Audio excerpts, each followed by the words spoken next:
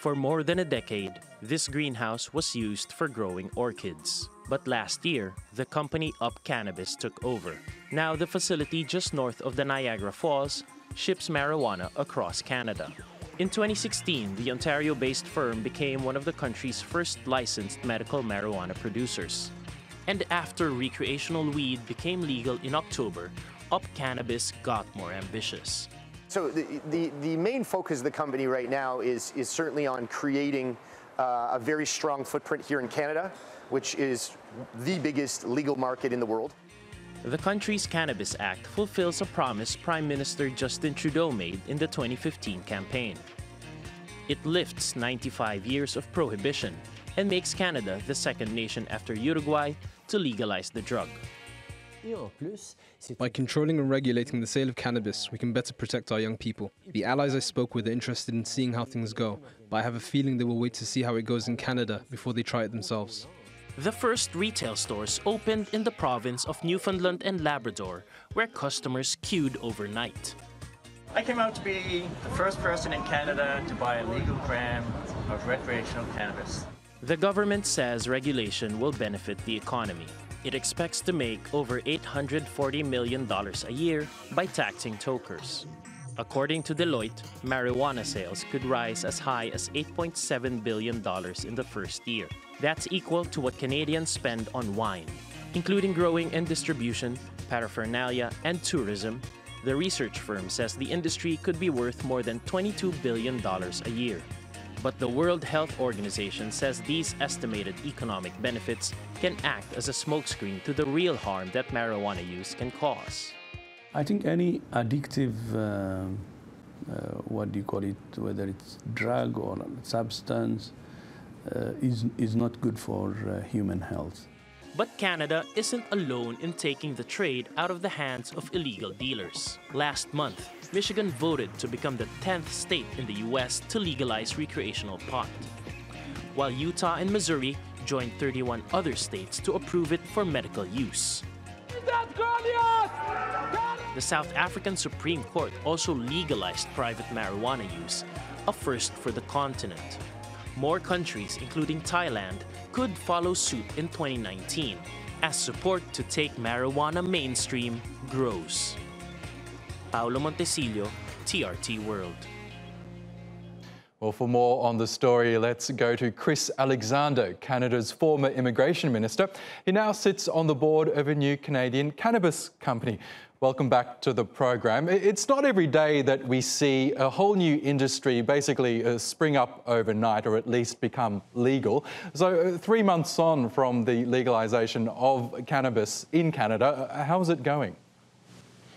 Well, I think we've had three basic trends. First, Canadians overwhelmingly welcome this move because it brings an industry that did exist but was illegal, was in the shadows, out into the open, where it can be properly regulated, taxed, and scrutinized by all of us. Secondly, we had a huge speculative bubble and boom here with a lot of companies reaching billion-dollar valuations, but that has consolidated recently.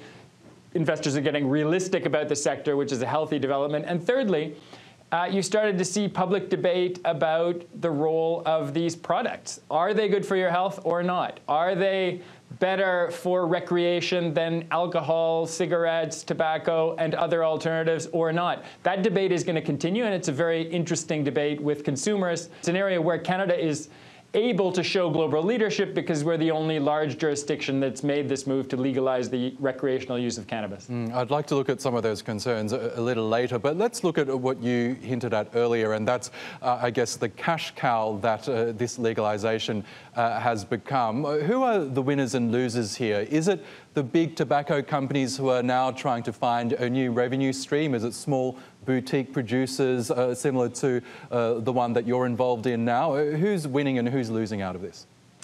I don't think it's the big established companies yet. They're playing catch up. Some of the tobacco companies are getting involved. Some of the beverage companies are getting involved. But they're arriving relatively late in the game.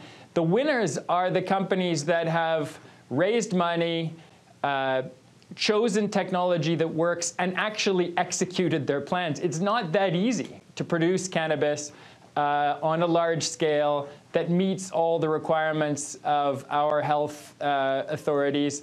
And when you don't meet those requirements, you have to destroy the whole crop. It can be very costly. So there is risk in this industry, and the companies that are succeeding are the ones who are managing those risks well, who found people who are good managers, good master growers, and who are using the right technologies, which aren't necessarily those that were used 10 years ago. There's a lot of room for innovation here. As well as the business community, this is also a money spinner for the federal government in Canada as well. At the time of the debate, official figures were showing that it could raise around $400 million a year. Are we seeing those kinds of figures coming through 3 months in? No, definitely not, because supply hasn't kept up with demand. Since we had the official move this fall to allow legal recreational use, people have been trying to buy product online in retail outlets, and they haven't found the selection or the continuity of supply that they're looking for. So I'm quite sure that that is affecting revenue. But down the road, it will continue to grow. I think this recent phenomenon simply reflects how difficult it is to produce what is still a controlled substance, even for legal recreational use. And a lot of companies that set very high expectations haven't been able to meet those. Now, around the time of the legalisation of cannabis in Canada, the Canadian Medical Association Journal published an editorial calling the legalisation a national uncontrolled experiment in which the profits of cannabis producers and tax revenues are squarely pitched against the health of Canadians. This goes to your point about this ongoing debate around the safety. What more are we learning about this? Well, I think their point is very well taken. We're a country that invested heavily in trying to end the use of tobacco. And smoking levels here declined very, very sharply over decades, especially among young people, to some of the lowest levels in the world. Now we're essentially saying, don't smoke tobacco, but have as much cannabis as you like. And there's a contradiction there. What it will take to bridge that gap is research, which we expect the health sciences community, medical practitioners, and others to support, to determine where cannabis can do good for mental health, for pain relief, for soldiers returning who are suffering from PTSD and so forth, and where there are risks. And obviously, the most obvious risk is going to be in smoking, where most of us assume that some of the impacts are going to be the same as they were for tobacco. But we don't know exactly as well what the impacts on health of cannabis are, because that kind of research was illegal itself for decades in the United States and elsewhere. So we're playing catch up on this front as well. But people have to be cautious and moderate in their use of cannabis, as we expect them to be in their use of alcohol. And very conscious of the risks, because they're not going to be totally out of line with what we see for tobacco. Okay, Chris Alexander in Toronto. We will have to leave it there, but thank you again for speaking with us about this issue.